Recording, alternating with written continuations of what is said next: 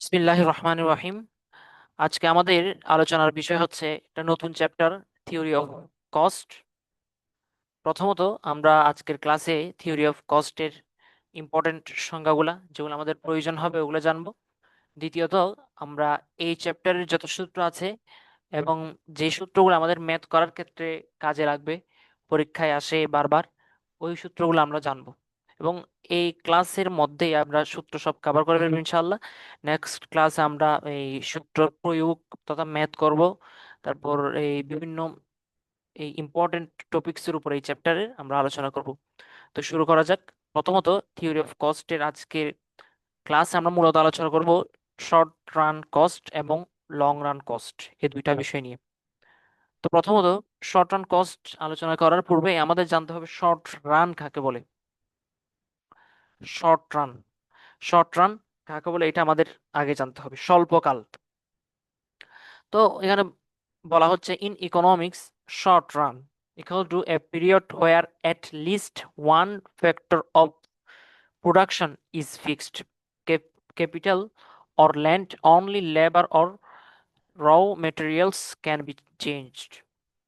সহজ ভাষায় বললে অর্থনীতিতে শর্ট রান মানে হলো এমন সময়কাল যেখানে কমপক্ষে একটি উপাদান কি থাকবে, এই ফিক্সড থাকবে। হ্যাঁ, অন্যদিকে এই লেবার শ্রমিক সংখ্যা বা কাঁচামালের ব্যবহার এগুলো কি ক্যান বি চেঞ্জ, এগুলো চেঞ্জ হতে পারে। তো এটা আমি একটু উদাহরণ দিয়ে বুঝাই।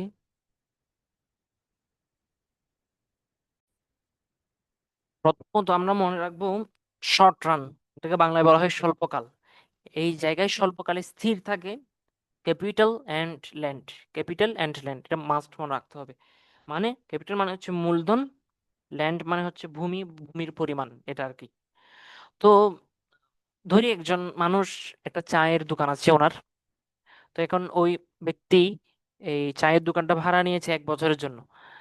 হ্যাঁ, এখন ওই ব্যক্তি 1 বছরের জন্য ভাড়া নিছে, ওই দোকানের সাইট সে পরিবর্তন করতে পারবে না। মানে 1 বছর সে ওই দোকানটা কি করতে পারবে না, বাড়াতে পারবে না। হ্যাঁ, ওই ওই যে দোকানটা ভাড়া নিয়েছে ওইটাতেই ওকে ব্যবসা করতে হবে। আমরা একটু সরল ভাবে চিন্তা করব, তাহলে বুঝতে সহজ হবে। তো ওই দোকানটার আকার কি সে চেঞ্জ করতে পারবে না। তো এখন ওই দোকানটার আকার হচ্ছে ফিক্সড। হ্যাঁ, আর কিন্তু সে চাইলে ওই দোকানের যে চায়ের দোকানদার, হ্যাঁ, ওখানে চা পাতা, দুধ, চিনি, এটসেট্রা, হ্যাঁ, ওই অথবা এই কর্মচারী, শ্রমিক, হ্যাঁ, এগুলা চাইলে সে রাখতে পারবে, বাড়াতে কমাতে পারবে। হ্যাঁ, সো এগুলো হচ্ছে ভেরিয়েবল। এগুলো এগুলো হচ্ছে কি, only labour or raw materials can be change, এগুলো চেঞ্জ হতে পারে। কিন্তু ক্যাপিটাল অর ল্যান্ড এটা কি চেঞ্জ হবে না।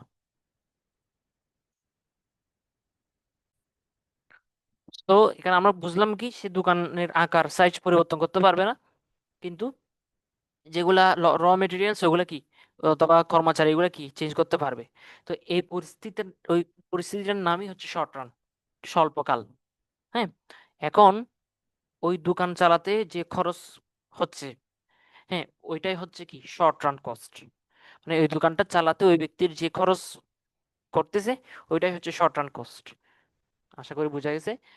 হ্যাঁ, এখন শর্ট রান কস্টকে দুই ভাগে বিভক্ত করা হচ্ছে। হ্যাঁ, types of short run cost, একটা হচ্ছে টিএফসি, একটা টিবিসি।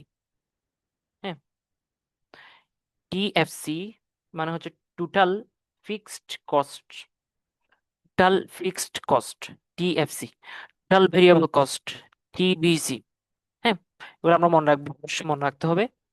তো টিএফসি বলতে বোঝায় cost that does not change with output.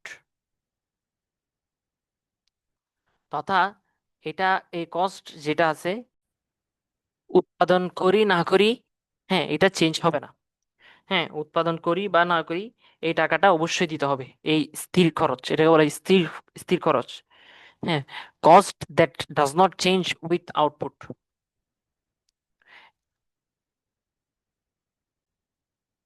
তো টিএফসির উদাহরণ যদি দিতে চাই তাহলে মানে এই ফ্যাক্টরি ভাড়া, হ্যাঁ, মেশিন কেনার খরচ, হ্যাঁ, তারপর বিল্ডিং এর ভাড়া, তারপরে স্থায়ী কর্মচারী, মানে এগুলা উৎপাদনের পরিমাণ বাড়ুক বা কমুক এই খরচগুলো পরিবর্তন হবে না।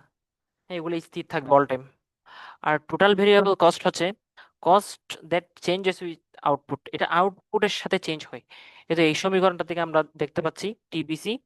হ্যাঁ, এই তো এই কিউ আউটপুটের উপর নির্ভর করে, মানে কিউ পরিবর্তনের সাথে সাথে টিবিসিও পরিবর্তিত হয়।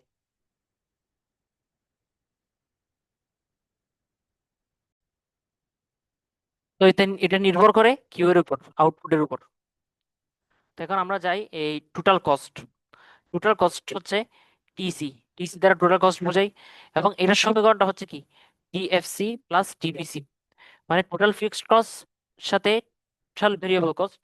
এই মানে স্থির খরচের সাথে যখন পরিবর্তনশীল খরচ আমরা কি করব, মোট পরিবর্তনশীল খরচ মোট স্থির খরচ যোগ করব, তখন আমরা টোটাল কস্টটা পাবো। এরপর আমরা দেখবো average fixed cost, cost AFC. তো এটার সূত্রটা হচ্ছে AFC equal to TFC, total fixed cost by Q. এখানে একটা মনে রাখার উপায় হচ্ছে এই এটা এএফসি, তো এর জায়গায় আমরা টি বসে দিব, নিচে একটা কিউ, কিউ দ্বারা ভাগ দিলে কি এভারেজ ফিক্সড কস্ট, গড় এই স্থির খরচ বের হবে। এরপর আমরা যদি এভারেজ ভেরিয়েবল কস্ট বের করতে চাই তাহলে TVC by Q, average variable cost বের হয়ে যাবে।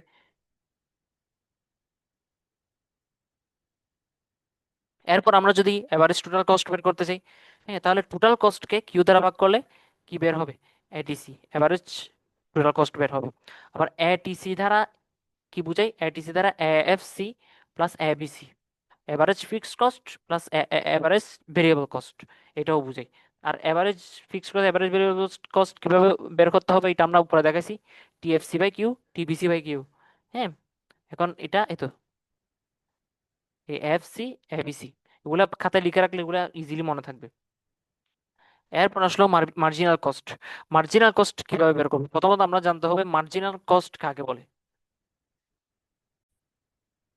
মার্জিনাল কস্ট হচ্ছে মানে উৎপাদকের এক একক পরিবর্তনের ফলে মোট খরচের যে পরিবর্তন তাকে কি বলে, মার্জিনাল কস্ট বলে।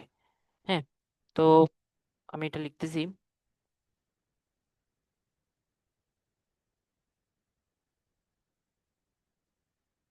তো এটা এটা এভাবে এটা চাইলে আমরা এভাবে লিখতে পারি, ডি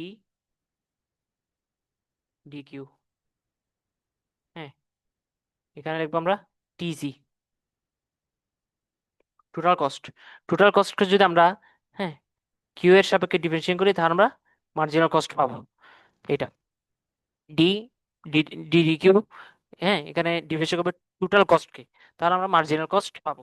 তাহলে আমরা বলতে পারি উৎপাদকের, এটা থেকে বলবো উৎপাদকের এক এক এক একক পরিমাণ, হ্যাঁ, পরিবর্তনের ফলে মোট খরচের যে পরিবর্তন, এই যে উৎপাদক এটা কিউ।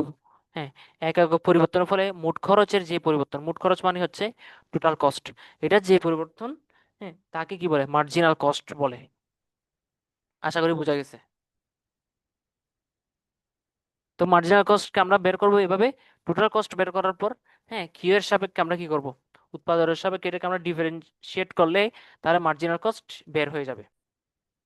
আর একটু ইজিলি বোঝার জন্য মার্জিনাল কস্টের যদি একটা বাস্তব জীবনের উদাহরণ দিই তাহলে মানে বলতে পারি, আমরা ধরি একটা মানে 10 কাপ চা, একজন ব্যক্তি, আজকে সবগুলো উদাহরণ দিতে চাই, হ্যাঁ, তো একজন ব্যক্তি 10 কাপ চা বানাইতে ওর খরচ হয় 100 টাকা। হ্যাঁ, তাহলে ওই ওই 10 কাপ চা বানাতে যদি খরচ হয় 100 টাকা, তাহলে 1 কাপ চা বানাতে ওর খরচ হয় কত টাকা, 10 টাকা, অবশ্যই 100/10। হ্যাঁ, গড় খরচ। এখন দ্বিতীয় দিন, হ্যাঁ, দ্বিতীয় দিন, হ্যাঁ, এখন 11 কাপ চা মানে চা বানাচ্ছে, প্রথম দিন 10 কাপ, দ্বিতীয় দিন 11 কাপ চা বানাচ্ছে, তাহলে মোট খরচ হচ্ছে কত, 108 টাকা।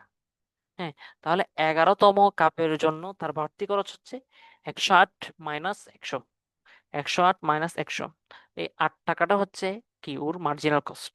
হ্যাঁ, আশা করি বোঝা গেছে। এখন আমরা লং রান কস্টের দিকে যাচ্ছি। আমরা একইভাবে long run, long run cost জানার আগে আমরা প্রথমে জানবো লং রান কাকে বলে।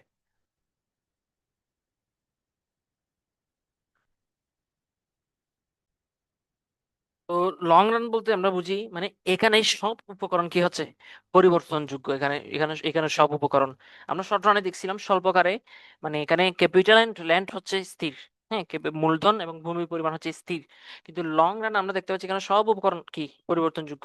ভূমি, মূলধন, শ্রম সবকিছু বাড়ানো কমানো যায়। হ্যাঁ, so in the long run all factors are variable. হ্যাঁ, নো ফিক্সড কস্ট। হ্যাঁ, firms can change plant size, হ্যাঁ, machinery, labour etcetera. In long run TC equal to TVC, total cost equal to TVC, total variable cost. এখানে টিএফসি হচ্ছে zero, কারণ এখানে কোনো fixed cost নাই, এই কারণে এটা কি হচ্ছে, এটা হচ্ছে জিরো। হ্যাঁ, আমরা সংজ্ঞা থেকে বুঝতেছি টিসি ইকুয়াল টু টিবিসি। আর এখানে এই এসি এভারেজ কস্ট হচ্ছে টিসি বাই কিউ। হ্যাঁ, তো এখন আমরা উদাহরণ এই মানে শর্ট রান বা লং রানের এই যে পার্থক্য,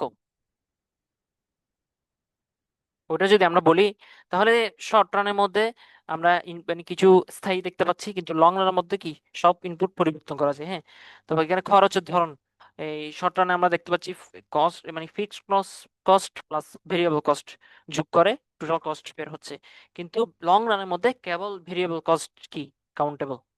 তারপর এভাবে আমরা মানে এই তো এভারেজ কস্ট যদি বের করতে যাই, তাহলে আমরা টোটাল কস্টকে কিউ দ্বারা ভাগ দেবো।